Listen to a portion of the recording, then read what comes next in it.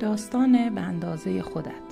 زن تنگ دستی کارش تهیه کره بود. او کره ها را به شکل بسته های 1 کیلویی در می آورد و همسرش آنها را برای فروش به یکی از بقالی های شهر می برد تا در مقابل مایحتاج خانه را بخرد.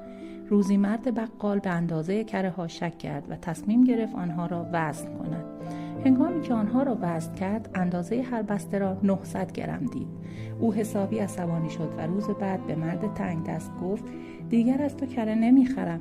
تو کره ها را در بسته های 1 کیلویی به من میفروشی، در حالی که وزن آنها 900 گرم است. مرد تنگ دست ناراحت شد و سرش را پایین انداخت و گفت: ما در خانه وزنه ترازو نداریم.